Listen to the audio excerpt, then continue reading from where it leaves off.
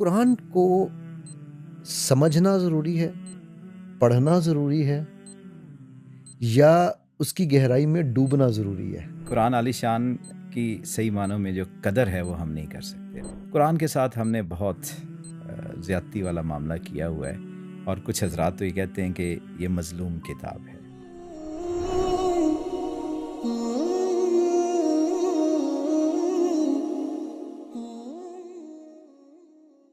अस्सलाम वालेकुम वरहमतुल्लाहि वबरकातुहू व्यूअर्स।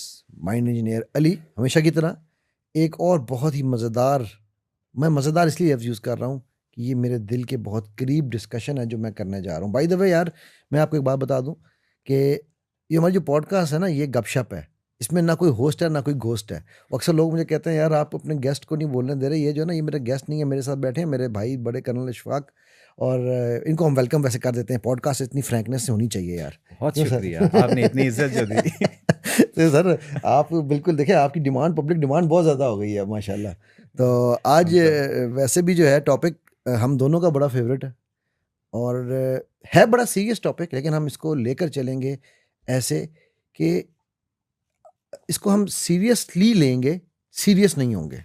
क्यों सर जी? बिल्कुल वरना हम ठीक क्या करते हैं, हम सीरियस हो जाते हैं, हाँ, सीरियस टॉपिक है, डर, ऐसे बात करनी है, लेकिन लोगों हम को डरा देते डरा हैं। देते हैं, हम डराना सीरियस नहीं है हमने। सीरियसली नहीं काम करते हम। बिल्कुल तो बिल्कुल। टॉपिक तो खैर यही है सर कि मैं जो हमारी पहले बात हो रही थी, व्यूअर्स सोच रहे होंगे ये टॉपिक टॉपिक टॉपिक किया जा रहा है, टॉपिक बोल नहीं रहा।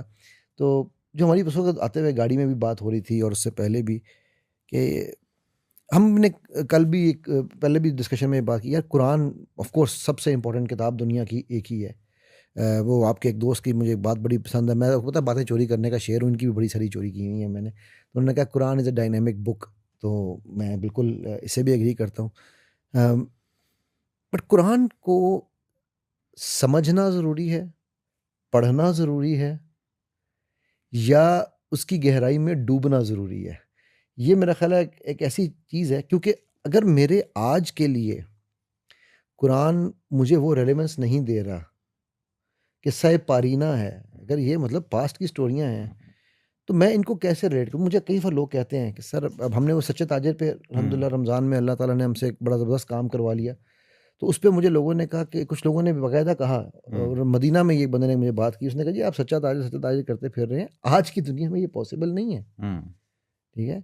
किसको आप सच्चा ताजिर बनाएँगे? तो क्या ये वाक़ई जो है वो सोचने की बात है, फ़िक्र लम्हा फ़िक्रिया नहीं है कि यार कुरान को हम कह रहे हैं डायनामिक बुक है। हम मानते हैं कि वो, अगर आपसे कोई बंदा पूछे ना कि एक किताब बता दें ज़िंदगी में जो आपने पढ़ी हो, जो दुनिया बदल देगी, तो हम सब कहेंगे जी कुरान। लेकिन हमारी दुनिया नहीं बदलती। हम नमाज़ पढ़ते हैं, हमारी फ़ाशियाँ नहीं छूटती। ठीक है? हालाँकि अल्लाह ताला क्या कह रहे हैं कुरान में जी, कि ये मुनकर और फाशाई से आपको बचा लेगा। बिल्कुल ऐसे ही। लेकिन मैं कहता हूँ जी, मैं नमाज़ पढ़ता हूँ, मुझसे फिर भी नहीं विजुअल एडिक्शन छूटती।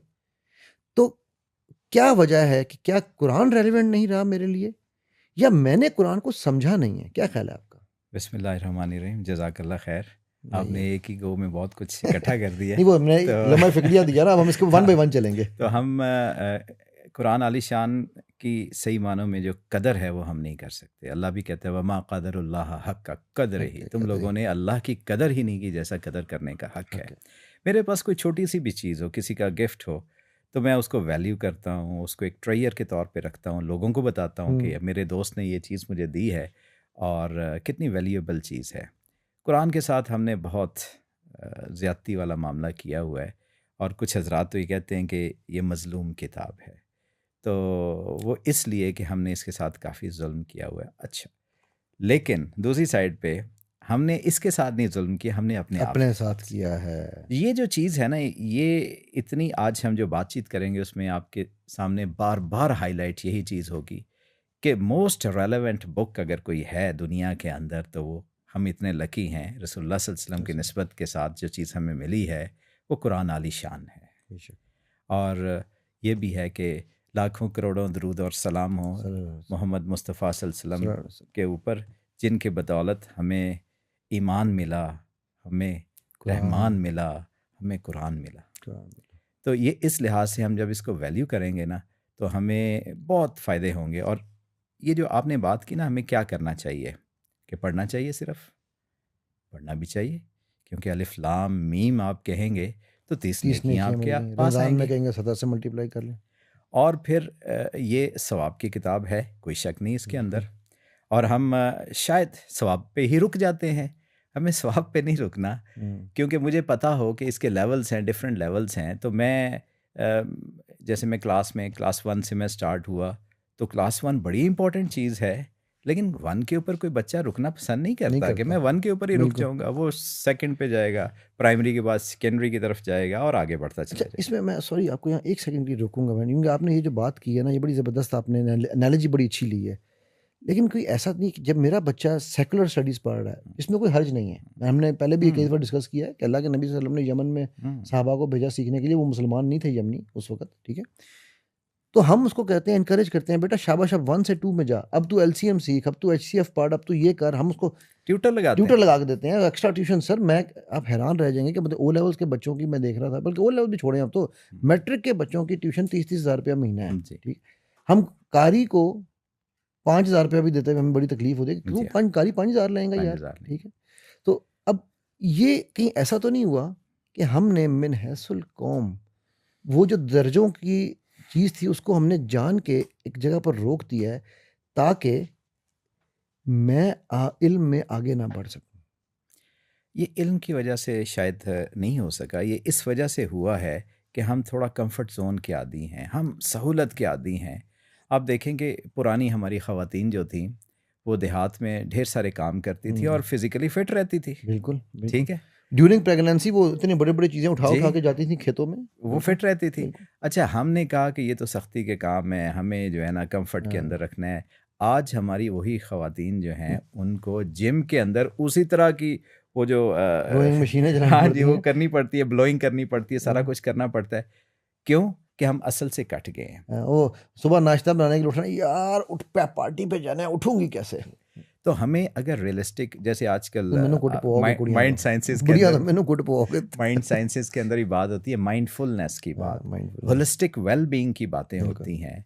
तो ये सारी चीज़ें क्या हैं कि आप एक पोर्शन को ही ना समझ बैठें। जैसे कुछ अंधे थे, उन्होंने कहा हाँ, हाथी, हाथी को हम हाथी से मिले हैं, तो जिसने सूंड पकड़ी उसने उसने कहा कहा हाथी रसा तो सिर्फ ये होता है, लफलफा सा होता है, नरम रस्सा सा होता रस्सा है। होता है बिल्कुल। जिसने दुम पकड़ी उसने कहा रस्से की तरह हाँ, है, जिसने टांग पकड़ी उसने कहा ये तो स्तून की तरह का हाँ, होता है। हुँ, और वो सारे अपनी अपनी जगह पे सही है। सच्चे थे। ये बिल्कुल। नहीं है जिसने उसके पेट पे हाथ लगाया वो उसने कहा जी हाथी तो इतनी बड़ी चीज़ होती है। हाँ, तो उन सब की बातें ठीक थी, लेकिन वो पार्शियल थी। हाँ, ठीक है, कलेक्टिव जब नहीं, आप बिग बिगर पिक्चर। पिक्चर देखते हैं, बिग पिक्चर में छोटे छोटे बहुत सारे फ्रेम्स होते हैं। हुँ, जैसे हमारे सामने ये अभी लाइट्स लगी हुई हैं, तो इसके अंदर भी छोटे छोटे फ्रेम्स फ्रेम्स हैं। हैं और ये मिल के एक बड़ी इम्पैक्ट क्रिएट करते हैं।